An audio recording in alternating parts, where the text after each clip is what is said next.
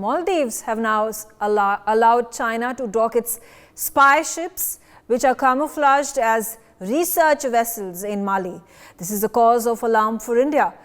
Xiangyang-Hong-03, that's the Chinese ocean research vessel that is heading to Mali. Maldives is no stranger to this region. It has conducted ocean surveys in 2019 and 2020 as well. The vessel has been observed in the Indian Ocean region, in Bay of Bengal and in Arabian Sea. And it raises fresh concerns for India. Sri Lanka, which until recently continued to be allowed to have Chinese ships on its ports, has now put a year-long moratorium on the foreign research vessels. Sri Lanka made this move amidst the strong pressure that came in from India and US.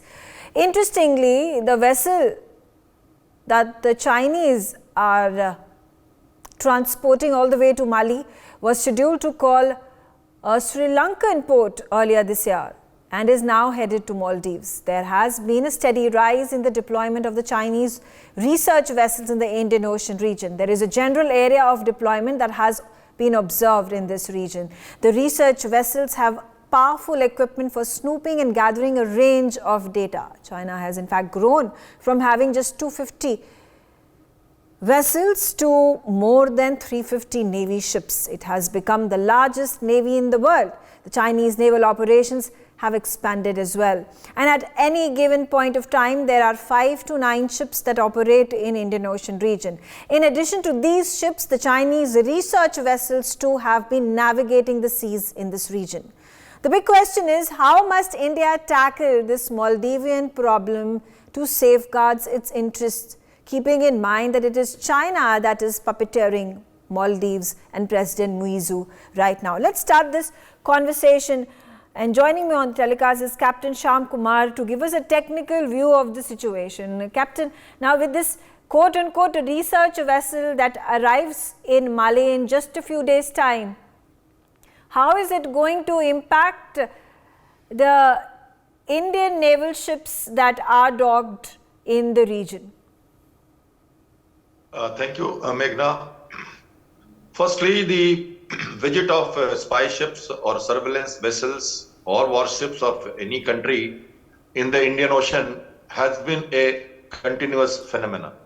And to this, there is a standard operating procedures that is laid down for the Indian Navy. And this is one of the important role for the Navy to carry out shadowing, surveillance, see what's happening around them, keep a good vigil at all the choke points of the region in Indian Ocean, whether it is Malacca Strait or Gulf of Hormuz or the other Madagascar areas or Sunda Strait for that matter, and other critical sea lanes of communications. As you said, 4 or 5 ships of Chinese PLA Navy is always in our area. More and more number of visits and explorations are taking place. India has been making concerns about it at all levels.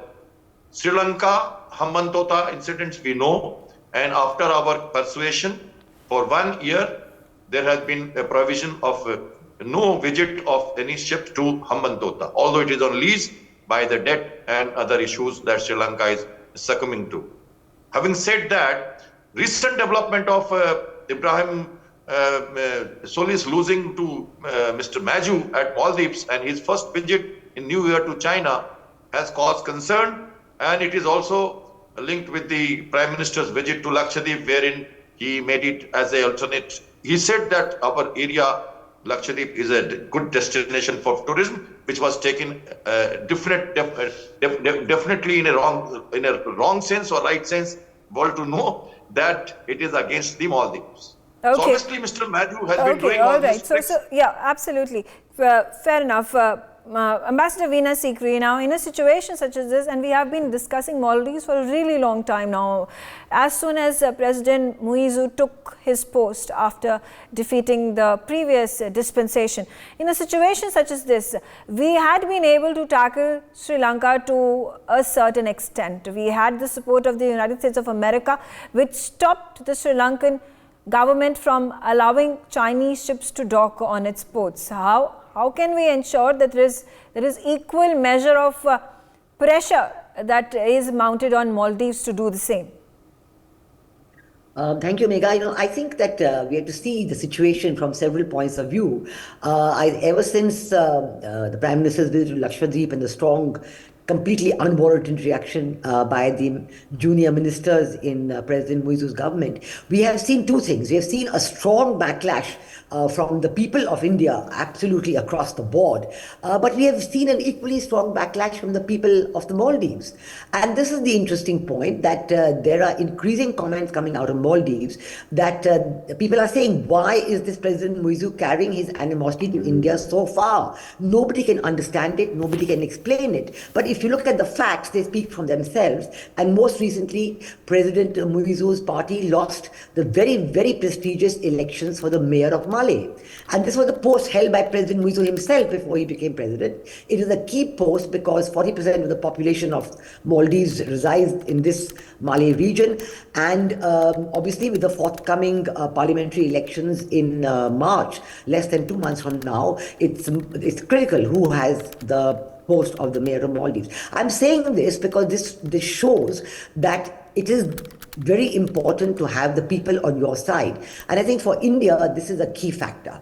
As it is we do know that 46% of the people voted against President Muizzu, and we have to see that what is the impact of this building up of anger within Maldives. The Tourist Association, individual people, eminent people, political parties have all commented against it. India has to watch this very carefully. Indian government has been very patient, not overreacting at all, calling in the ambassador of the Maldives strongly and telling him what is what, but beyond that, not saying anything much. But we are seeing the reaction building up against President Muizzu. As for the USA, we have seen that the president of the US government is very concerned about security in the Indian Ocean. But we've also seen the reaction of the Maldives government itself, where they were obliged to make a statement that this visit is only for replenishment of stocks and change of personnel, and that the ship will not be doing any research in Maldivian waters. Yeah, but the question arising, does that statement hold any ground?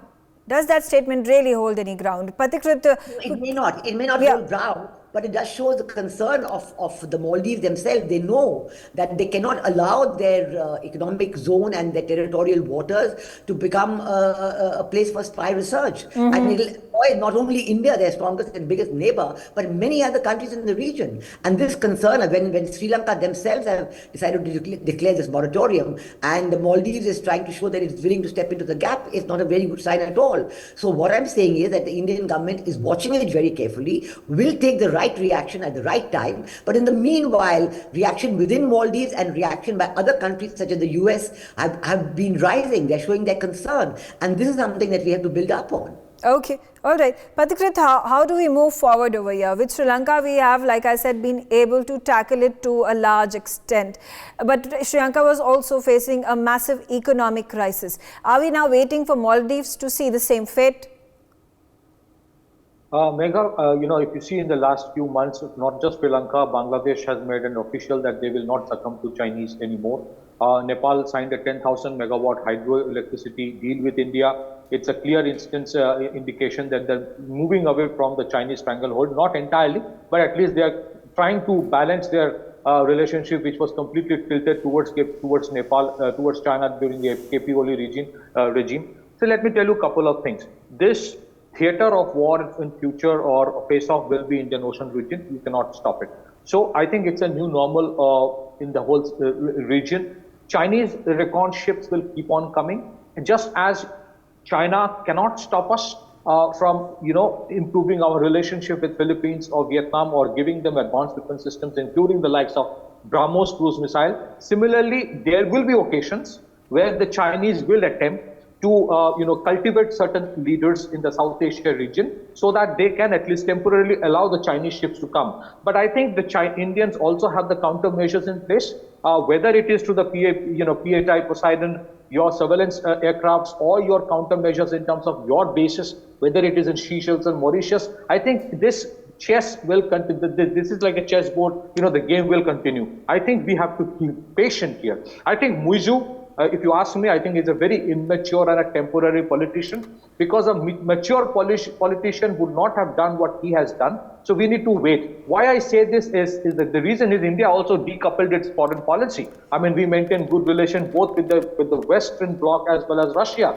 But we did not have an election campaign by saying USA out or China out. We did not do that. So when you do something like that, you would face consequence, whether it would be Muizzu or the people of Maldives. I think they have to decide. But I think the policy of India has fundamentally altered. Just because we are bigger, just because we need to keep everyone together, does not necessarily mean that we will continue to bend backward for the sake of appeasing them. So we need to wait. If they ask for help, we will, but with conditions applied. Okay, all right.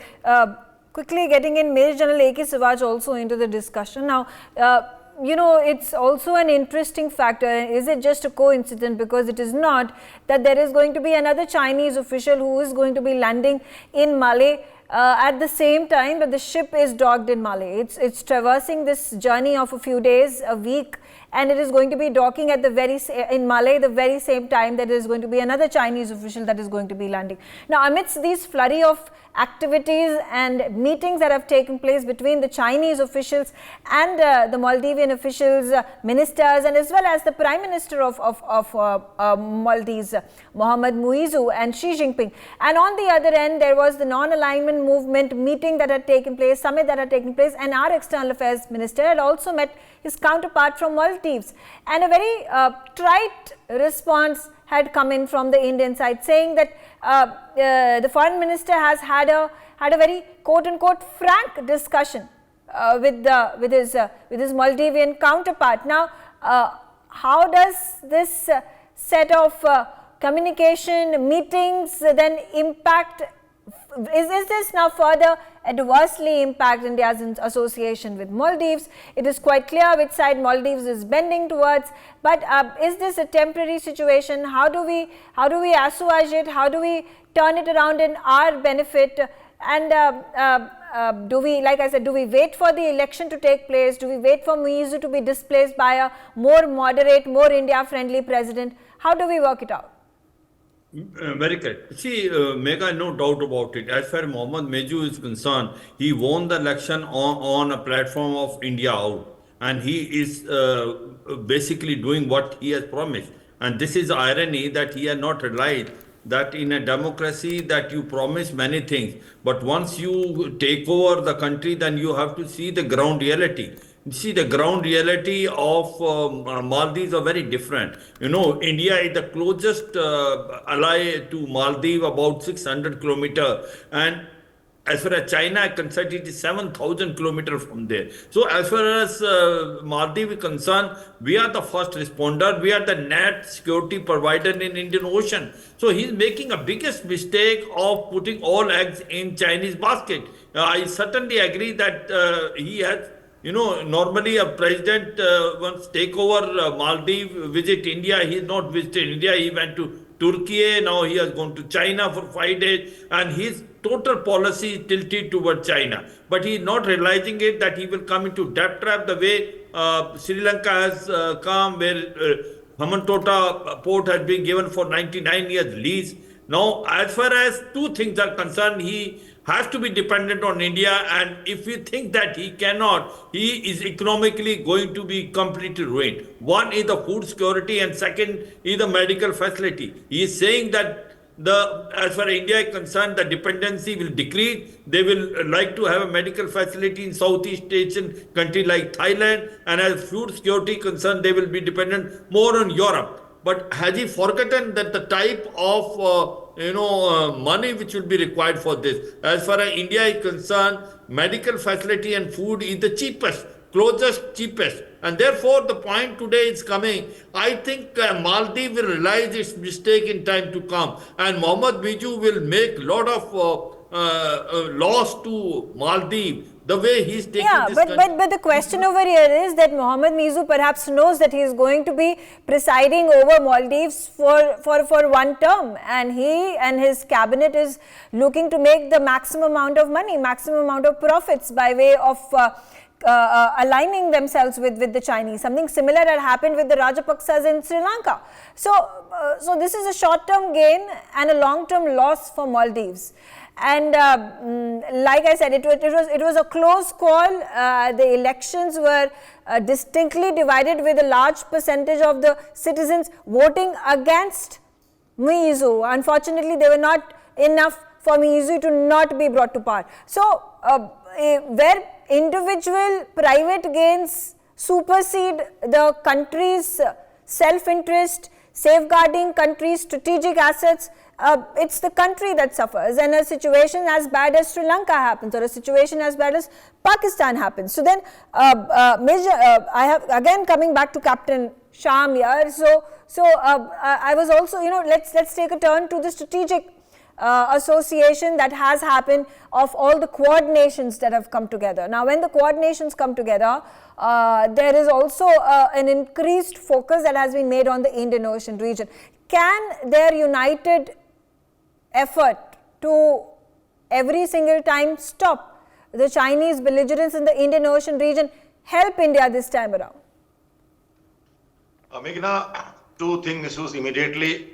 Number one, Indian Navy is well capable to thwart any attempt of Chinese surveillance or increase in presence in Indian Ocean.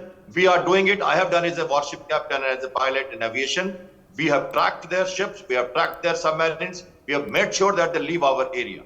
This spy ship has come and carried out Coco Basin survey in 2019 and Arabian Sea Basin in 2020, and it has gone through Sri Lanka, and we have done the job. Now we have pursued Sri Lanka and we have won on it. Diplomacy and military both are going on. Number two, Quad, yes. When we talk about a larger presence in Indian Ocean, whether we need surveillance aircraft, LRMR, long range, at times surveillance drones, many ships we need in Somalia to Malacca, Madagascar, Indian Oceanic region. So we need support of other countries. So bilateral support and multilateral support of Quad. China calls Quad as ocean foam. It will die down. No, Australia, Japan, India and USA will definitely make attempt. We have a seminar coming up, the Indian Naval Symposium Seminar, Milan, that is happening in Visakhapatnam in February. Multilateral issues are coming up. Many other navies are concerned. And as far as the stand of India is concerned, to Maldives on strategic basis, Muizzu is a temporary phenomenon. And I have, in answer to one of the anchor's question in your channel, I had said there is no red line to be drawn for submarine base or etc. on atoll islands or moving of military personnel from there. Watch, have patience. And Ministry of Foreign Affairs spokespersons has very clearly said, continue with the project work. Don't worry about it. Greater Malay Connectivity Project, high impact development programs, making of naval jetty, harbors, our military presence of through helicopter, Dornier helicopters, our island survey radar stations, our naval people working there, all should continue. Basketball court, lights, shades, education systems, we are winning the heart. The margin of election was very less. Parliament elections is coming up. Mayor polls they have lost it. So it's a temporary phenomenon. India is a large country, closest one, and I'm sure India is going to be the first provider, and Maldives has no say. China will come and go. Okay, that's what all right. Ambassador Veena Sikri, so is this the only option that India has of waiting and watching the situation very closely? No, this is not the only option. This is an option where we are saying we're not going to overreact. We will take patience and watch. But when we are waiting and watching, during this time of waiting and watching, we are putting together not only our own security, as Captain Shamkumar has explained, the Indian Navy has very strong technical branches and aviation branches, and they can monitor this, they can see what is happening. So we're doing all that. We are putting together the coalition of other countries, informal, not a formal coalition, but informally talking to our friends, talking to other neighbors. We are seeing the kind of mood that is building up in other countries, just as we heard about Bangladesh and Nepal and others. So I think President Muizzu seems to be out of touch, not only with his own people, but with the mood of the times in the entire region. So I think that it's a better very patient policy to watch and let him make his own mistakes, but at the same time to be very clear about our security red lines. Okay. This is the critical part. Being clear about our own security red lines, conveying it to them, and following up on that concern.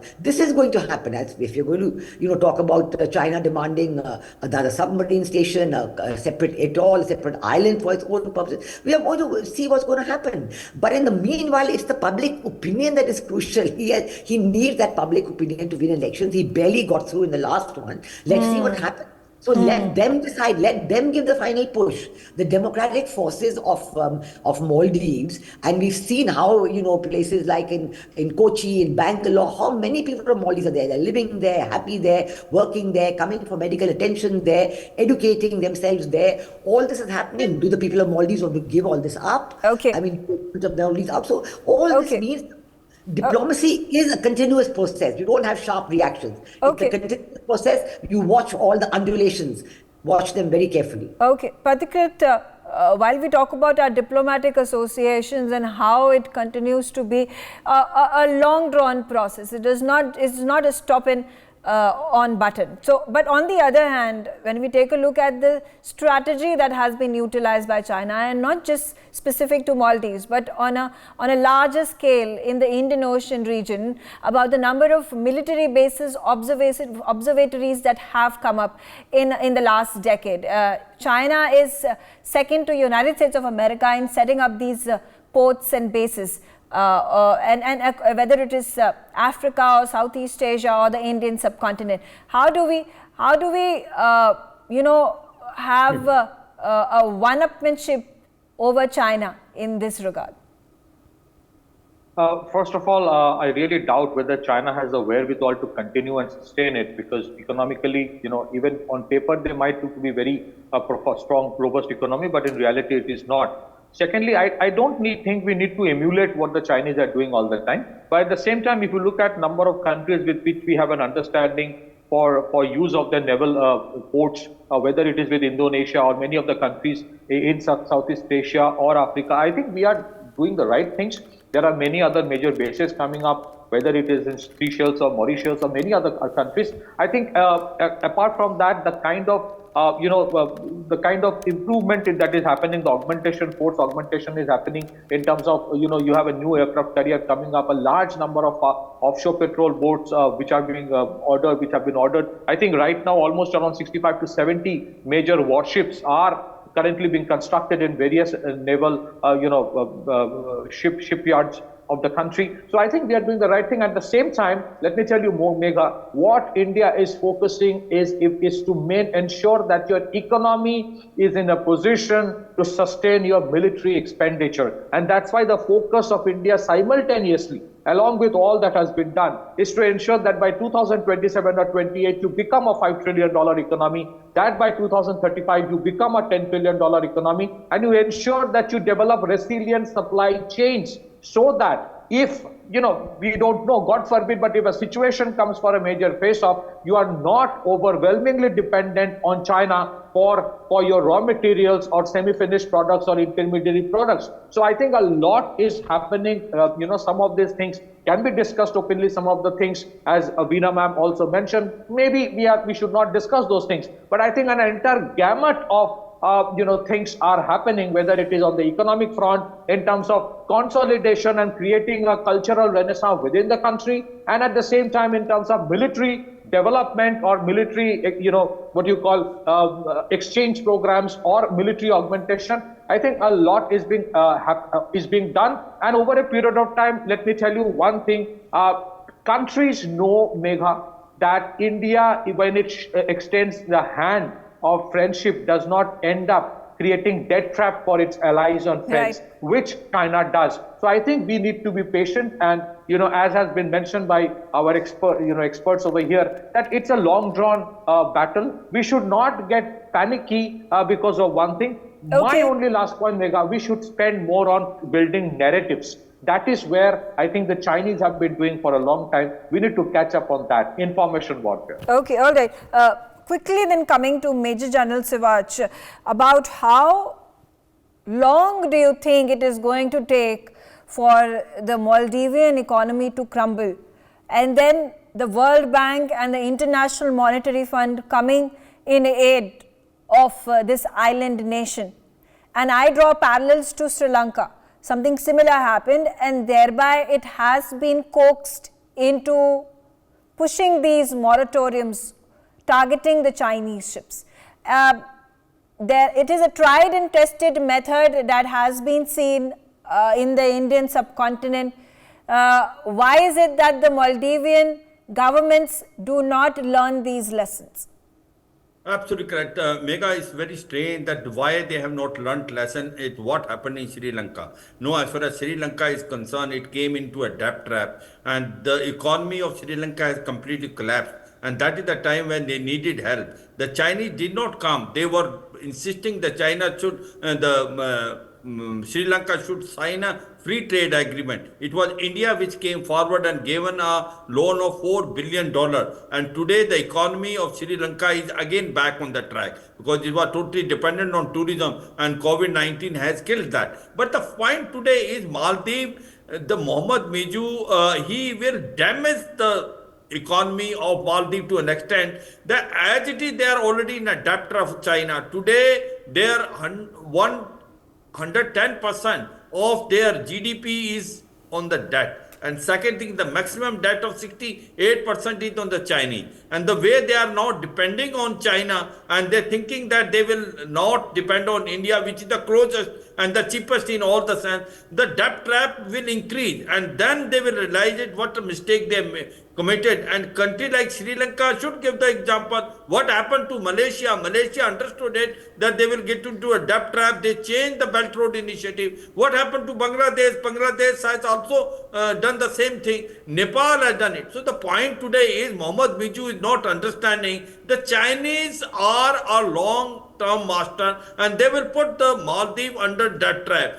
But till then it will be too late. That is our worry. As a nation, we cannot wait and watch totally because we know that Maldives is strategically located on Indian Ocean where the 60 to 70% of the world trade goes from there. And that's why Maldives is very important. It is in case energy security required, you have to have. My 2-3 issues. My point today is, Megha, as far as the China is concerned, this spice ship or research vehicle has got a lot of meaning because China wants to come in another 5 to 7 years, almost about 10 to 15 submarines and also the ship at any point of time in the Indian Ocean. It is now collecting that hydrographic data. Remember that it has already encircled us. If you see Myanmar, Coco Line, Kuakapu, that you see in Bangladesh, Chittagong, in Sri Lanka, Hamantota, 2 islands they are developing in Maldives, Djibouti in East Africa and then Gwadar. So therefore, as far as Chinese are concerned, we should not take them lightly. Yeah. We need to build up our navy and we need to have third aircraft carrier, another 10 to 12 at least nuclear powered submarine in time to come. Navy takes time to build up. Navy takes 20 to 30 years. So my point is, as on today we are strong, we should build up our navy. As far as Maldives is concerned, we should be diplomatically fair enough. Those points are important. I'm out of time. But the larger question over here that the Chinese are right under our noses, setting up their bases, surrounding India on all the fronts. The new war battleship is taking place in the Indian Ocean region, in the Arabian Sea, in the Bay of Bengal. The question is, are we equipped enough to fight the Chinese belligerent? For more such videos, subscribe to the NewsX YouTube channel, hit the bell icon.